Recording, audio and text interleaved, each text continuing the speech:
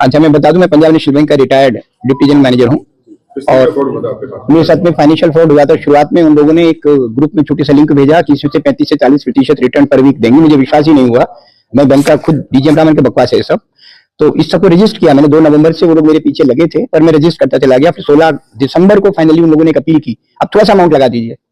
मैंने 5,000 रुपए लगा दिए और उसके बाद जो रिटर्न उन्होंने दिखाने शुरू किए, 2 नवंबर से मैं देखता चला आ रहा था रिटर्न ग्रुप में, और फिर मेरे साथ में फिर पैसे लगाने शुरू किए। लोगों के भी रिटर्न थे, तो लगभग मैंने पाया कि काफी लोग हजारों करोड़ तक पहुंच गए पैसे कमाने में। तो मैं सोचा मैं तो दुनिया को पीछे रहूं, मैंने भी लगा दिया।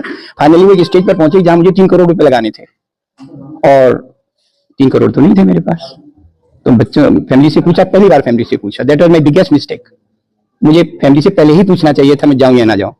जैसे ही फिर उसके बाद मैंने खुद समझा कि क्या हुआ, और फिर जब समझ में आ गया कि फ्रॉड हो गया, तब तो फिर आगे बढ़ने का प्रश्न ही नहीं पैदा होता था। तुरंत मैं साइबर सेल आया, तुरंत आया, रात का टाइम था वो, और मुझे अमित जी यहाँ थे, उन्होंने मुझे सहायता दी। मैं आया, ढांढस दी, और मेरा हाल अच्छा नहीं था उस दिन, लेकिन आज आप डिफरेंट पा रहे होंगे मुझे चेहरे पे खुशी भी है। फाइनली मैं आके एफआईआर दर्ज की, और उसके बाद मुझे ऐसा लगता है, सारी बात सुनने के बाद, 3 ऐसे कारण थे जो हमारे अमृतसर जी ने ऊपर रिपोर्ट भी किया होगा। एक तो मैं सीनियर सिटीजन था, जो कहा उन्होंने, मेरी पूरी जमा पूंजी उसमें चली गई थी, मेरा रिटायर्ड फंड सब जा चुका था, कुछ भी नहीं बचा मेरे पास। दूसरा ये था कि उस ग्रुप के माध्यम से बहुत सारे ग्रुप चल रहे थे।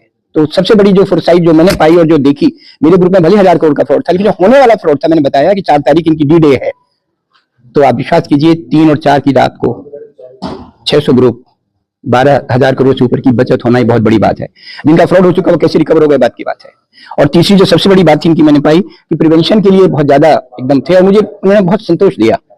और इसके अलावा आपको कोई प्रश्न तो बताइए। फिर लास्ट में एक बात मैं जरूर कहूंगा, लास्ट का मैं 30 सेकंड की बात है। 1 करोड़ 10 लाख के ऊपर का था। पुलिस से आप कितने रहे, किस तरह आपकी सहायता की गई, संतुष्ट रहे पुलिस से? बहुत ज्यादा संतुष्ट रहा हूं। और सबसे बड़ी बात क्या है, जी जी, क्या कहना चाहेगा पुलिस के बारे में मैं 3 बातें कहना चाहता हूं। एक तो इन्होंने मेरी बात को ध्यान से सुना, बहुत ध्यान से सुना। दूसरा, मुझे बीच बीच में इमोशनल सपोर्ट दी, जिससे मैं स्टेबल हो पाया। तीसरी बात, मेरी बात से सुनकर वो डायमेंशन इन्होंने खोजी जो मुझे नहीं पता थी। मैंने तो अपने ग्रुप की जानकारी थी ना, पर इनके पास वो रिसोर्सेज थे कि बाकी ग्रुप्स को भी ये देख सकते थे। तो उसके मुझे बड़ा संतोष हुआ कि हम कोई यूजफुल हो रहे हैं बाकी लोगों के लिए।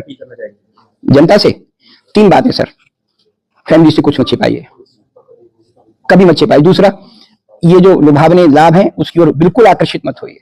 तीसरा, जो सबसे महत्वपूर्ण, अगर हो ही जाता है तुरंत साइबर सेल आइए।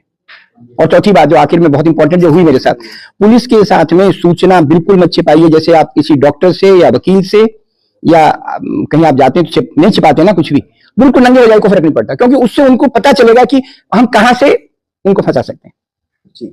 और आखिरी 30 सेकंड की बात कहना चाहता हूं, कह सकता हूं, ऐसा था